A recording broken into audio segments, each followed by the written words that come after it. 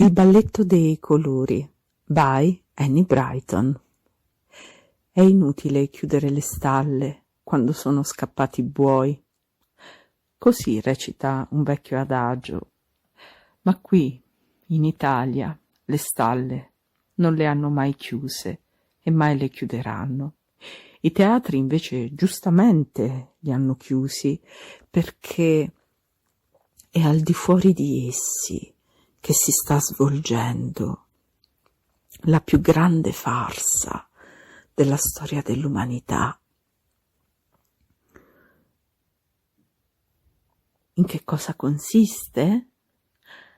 Riapertura sconsiderata delle scuole di ogni ordine e grado, assembramenti sui mezzi pubblici, causa dimenticanza di imporre l'obbligo di raggiungerle in monopattino, ingressi ed uscite dalle scuole degni dei film di 007, tanto per evitare di aggiungere altri ingredienti a frittate fatte altrove, salvo non rendere obbligatorie le mascherine quando si è seduti ai banchi, ma solo quando ci si volta verso i compagni. Già, la tentazione al papocchio era troppo forte. Boom di contagi, chiusura quasi generalizzata delle scuole. Troppo semplice e sensato chiuderle tutte. Uno lo stipendio se lo deve pur guadagnare, mica si può stare sempre a spasso grazie alla DAD o didattica a distanza. Segnali incoraggianti di discesa dei contagi, ma non generalizzata, per cui via al balletto dei colori, assalti selvaggi ed incoscienti alle vie dello shopping.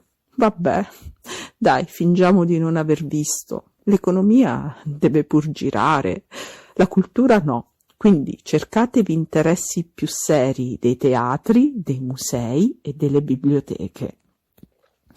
Festività all'orizzonte, Sanremo compreso, ormai tradizionale ed irrevocabile appendice delle feste, vitale come l'unità d'Italia che o la si fa o si muore.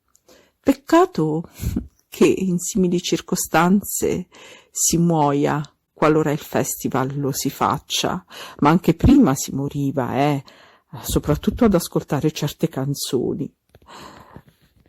Dopo giorni di travaglio escono perle di inaudita comicità, sufficientemente involontaria da potersi definire grottesche.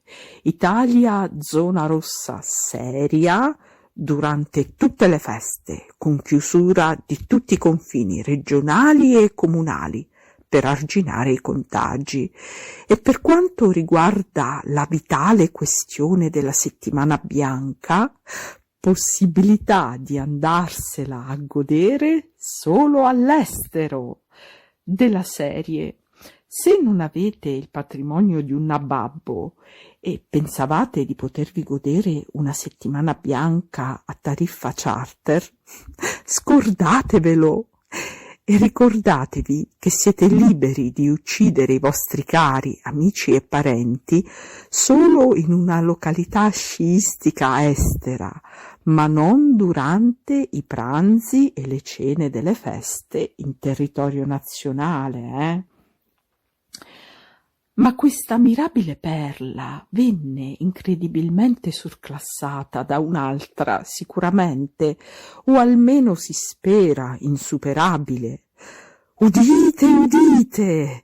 Nei giorni delle feste, a grande richiesta, riprenderà il magnifico balletto dei colori, con la mirabile variante della zona rossa farsa. Non è facile impararne i passi ed il senso, ma è in esso che risiede il suo fascino macabro, per cui bisogna cercare di capirlo il meno possibile per non morire dalle risate ed il più possibile per evitare di incorrere in provvedimenti da sana disinformazione. apertura delle stalle per far scappare i buoi qualche giorno prima delle feste, zona gialla, alternanza di zona rossa ed arancione durante le festività, con provvedimenti paradossalmente più rigorosi in zona arancione che in zona rossa, per arginare il papocchio della fuga dei buoi durante la zona gialla. Molto difficili tali buoi da recuperare, vista la possibilità di inseguirli solo a giorni alterni. Che dire? Mai mente umana aveva partorito un marchingegno di comicità più mirabile e si spera ineguagliabile.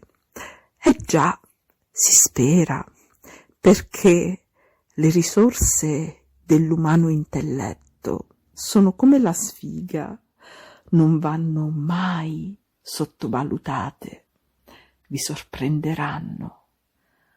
Parola di Annie Brighton.